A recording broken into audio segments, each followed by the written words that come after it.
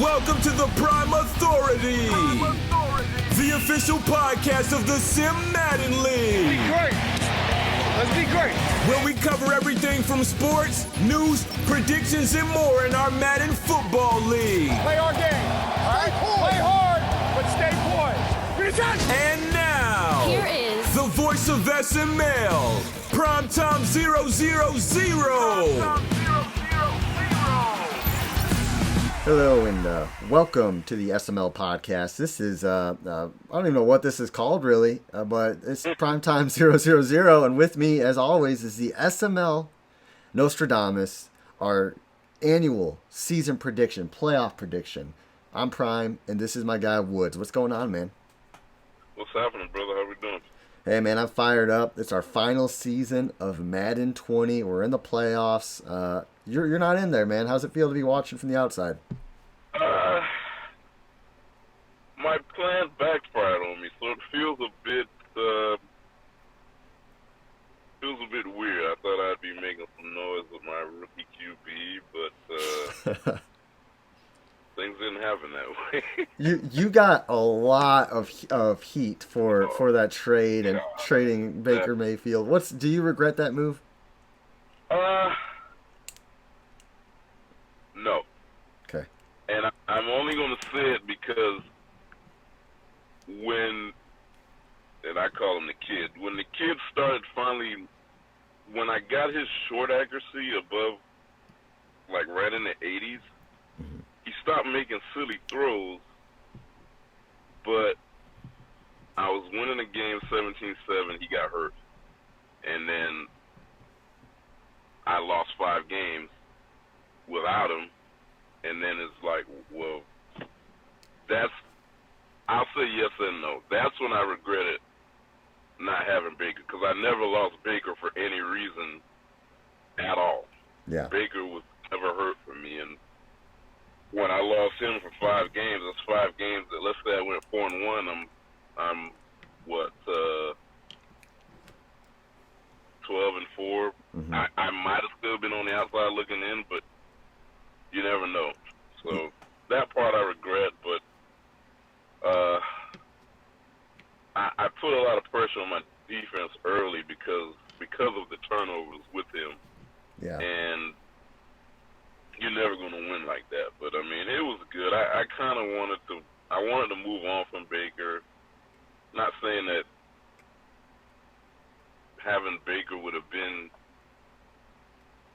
easier to play with, but I wanted to gauge where I was at as a player and to see, hey, what can I do if I don't have a 92 overall quarterback? Yeah. So, and no Odell, Mm-hmm. defense is still intact, and, we turned it on too late, but Yeah. You still played well, and I think hindsight is 20/20 with that. It's always easy to look back and say you should have done or shouldn't have done this or that. I will say I don't think we've talked since this event I'm about to reference, but we had a playoff game a season or two ago, and a different kind of Woods came out. You were posting videos, you were making guarantees. What was your thought process going into that game? Was it all smoke and fire, or were you looking to really put a knife in my heart and in my season? And are we going to get that version of Woods in Madden 21? I was looking to make a statement and back it up. I mean, it was to hype our game. Because, let's be real. Maybe 2 people thought I would win that game, and I was one of them. So, you got to get the people like, whoa, hey, he's serious. And, Yeah. I was confident going into that game, like, all right, I should be able to do what I'm supposed to do, but the part I didn't get, and you don't really see, I shouldn't say see, the thing you don't really feel is how fast the defense is in Madden. Mm-hmm. And I didn't remember your defense being that fast. It's like, wow, these guys they're everywhere. And I'm like, there's no way this defense, because I pride my guys on being fast. They're not just good, they're fast. And I was like, this is like playing my defense, and I can't get anything going. By the time the third quarter rolled around, I think I got it. It was 17-14. I said, I got a chance. Yeah. And I'm not sure if I threw a pick or if you had a fumble, if you had a strip sack fumble. And I said, yeah, that's it. I couldn't. There was nothing I could do, and I was like, well, I did all that hype for nothing. But I didn't feel that way to begin with, because I really thought that, all right, great. I looked at more than one of your games, and I thought I had an answer. When I made it 17-14, I was like, all right, this is what we prepared for. Let's go. But I didn't have an answer. But in 21, to answer your question, you'll see a lot more of that. That's exciting to hear. I'm sure I can visualize it in my brain. You had an interception for a touchdown early in the game, and I'm sure you were feeling yourself at that moment. But I was excited. I was like, great. This is what we planned for. Keep everything in front of you, and then the wheels came off for a minute. It went from 7-0 to 17-7, and then 17-14, and I forgot what was the final score, 28-14 or something like that. Yeah, I don't remember, but it was a good game for sure. All I know is good stuff in the SML. Never a dull moment. I guess we can kind of talk about what we normally talk about on this podcast, and that's the playoffs right now. The playoffs are going on. We actually seen Royce really kind of beat up on QB. Did you catch that game at all? I didn't, because I didn't even know it was happening. I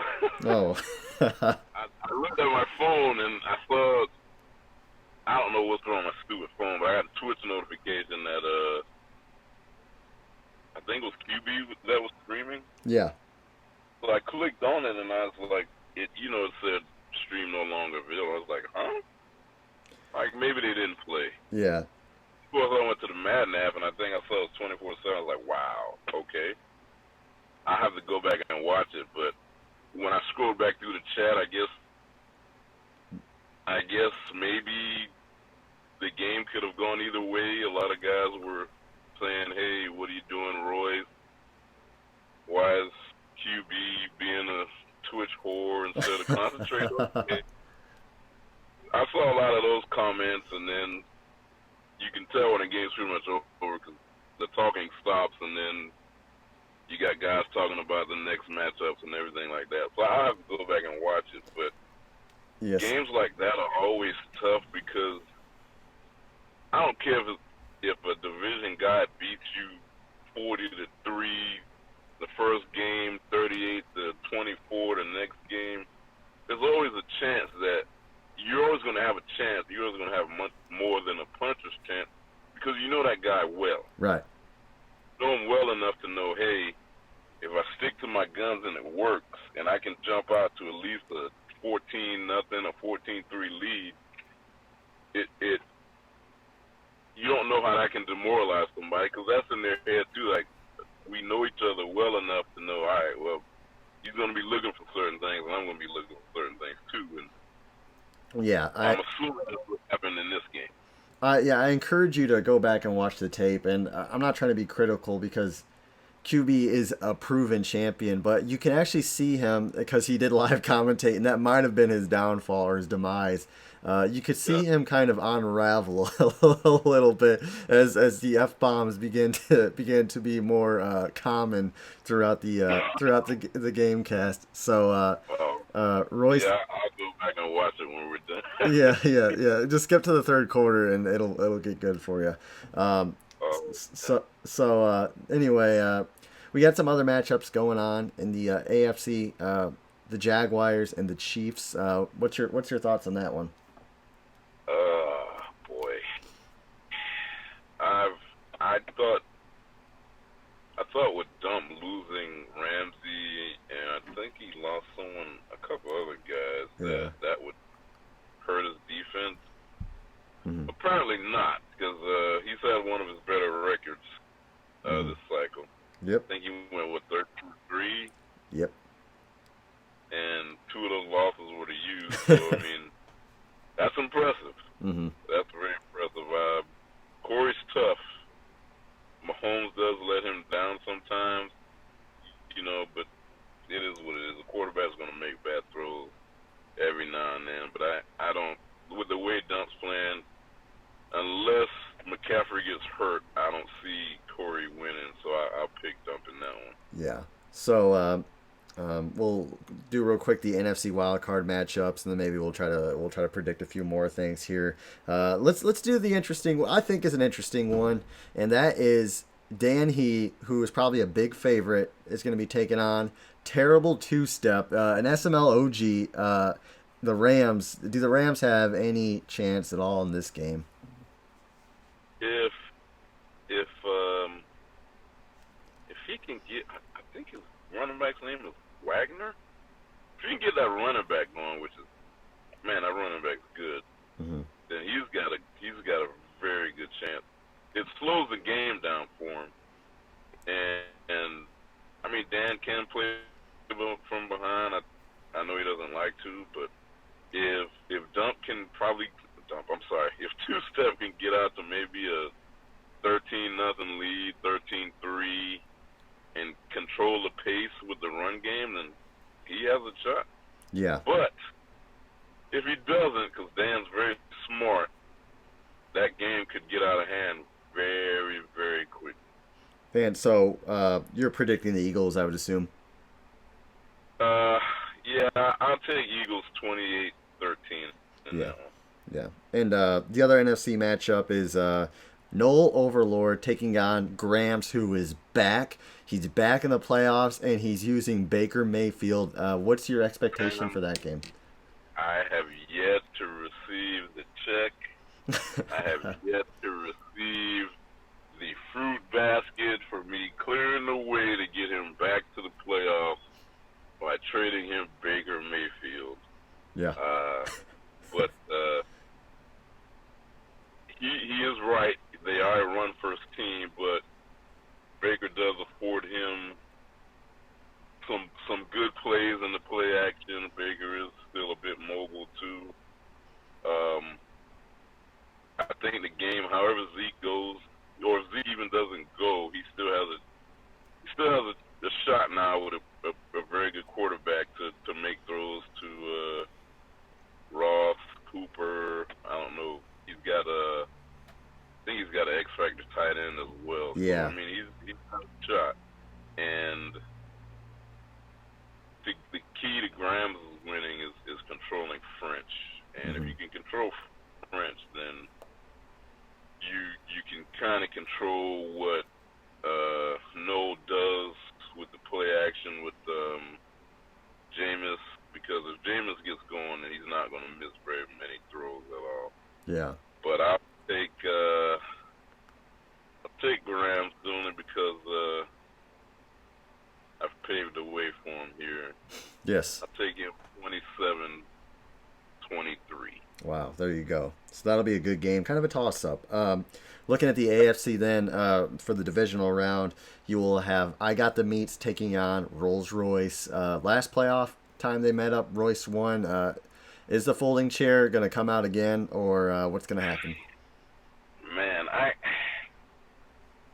there are times I feel so bad for Meats because his regular season is so well, and then he gets to the playoffs, and it's like sometimes the switch goes off in the opposite direction. Yeah. And I don't know if it's overthinking things. He can't get out of his own way. I don't know, but I wish I saw that game today between Royce and QB. I'm gonna go out on a limb here, and I'm sorry, Royce. I've got Meats moving on to the AFC. Wow. So there you go. That would probably be 31-20. And then that leaves the Colts and the Jags. Who you got in that one? I can't even. I'm not going to go against history here. I'm not even. I don't think it's easy, but I think it might be one of you guys a closer game Yeah. Okay. Speaking of yeah. I'm sorry. Will luck carry you through the playoffs, or will a rookie get some play time in there, or is The only that a time, strategy the you only can't time, reveal? yeah, the only time the rookie's gonna be playing is when he's kneeing it out against Meats in the AFC Championship game. so, so that's my opinion on that. Luck is gonna. This is his last year, man. So I'm airing it out this playoffs. I'm gonna tell you, I'm airing it out. So, Gonna live and die with luck, huh? so we'll see what happens. He's an old man now, but we're 13-3, and I think I'm gonna shock some people. So, I got real quick now, so you. in the NFC, you did say Grams is going to win, so that would put Grams up against Pauly, and that would also put obviously Dan He against Sunday. Any quick predictions on those two games? God, that Dan He Sunday game could very well be who represents the Super Bowl. I don't know. Sunday's such a great player. I'll pick Sunday to win that one. Maybe 31-17. Yeah. Yeah. Okay. Okay. And with Grams and Coach P. Pauly, huh? I'm gonna go out on a limb here again and say Pauly wins this thing on the strength of Hines, probably running for about 180. Wow. Touchdowns. Wow. That is. I didn't know Hines had human joystick. I didn't know that either until just now. Is that the truth? Yeah, I didn't know it. Yeah. No He's got pun human intended. joystick. Wow. Yeah, that is true. He's got human joy. I was like, wow, that's crazy. So then you got Pauly taking on who did you predict there? Did you predict Dan, or was it a Sunday? Sunday. I got Paul Heyman and Brock Lesnar going against each other. So who's gonna win in that one? I got to take Brock in this one. I'm sorry. Yeah. I think Paulie knows Sunday a lot, but I don't think it'll be enough for Paulie to overcome the firepower Sunday has on offense, or especially defense. Yeah. That defensive line is just it's out of this world. So in the AFC, then you have Meats against Prime, Colts and Ravens. Who do you see playing Sunday then? I'll take Colts beating the Ravens in overtime. Wow. 33-27. There you go. So do you want to make your Super Bowl prediction now and cap off Madden 20, the Nostradamus, or are you waiting to hold that prediction? Nah, I'll do it here. I think you can finally say 16-time champ. Get the Memorial Day miracle erased from your memory bank, Mm-hmm. and you win that one 24-20. There you go. So that was the Nostradamus predictions. Woods, what's your? I guess we'll just do some rapid fire questions now. As he predicts the Colts to win the final Madden 20 season Super Bowl. Do you? What's kind of your lasting impressions of Madden 20? Was there anything surprising, not surprising, or just in general, any quick thoughts on Madden 20? I mean, really the inconsistency of the game. Sometimes it's good, sometimes it's not. Sometimes it's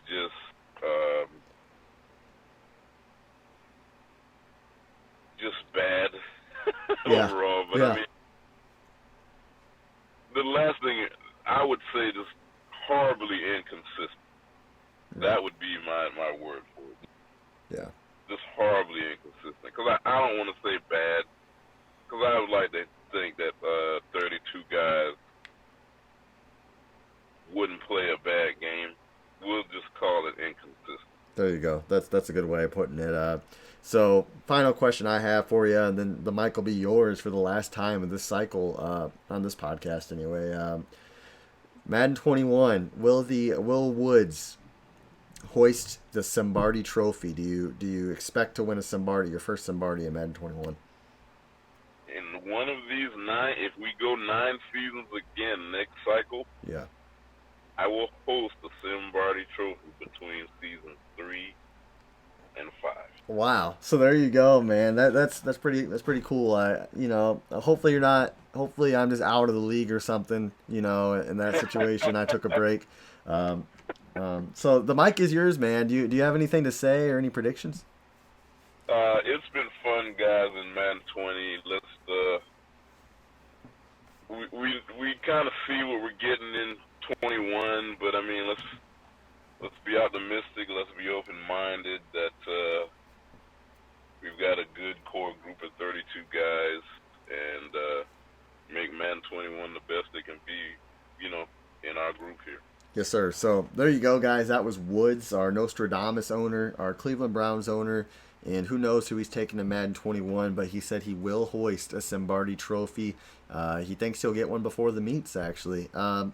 So once again, thanks for joining the show, guys. Thanks for listening. This was the SML Podcast. Apply today.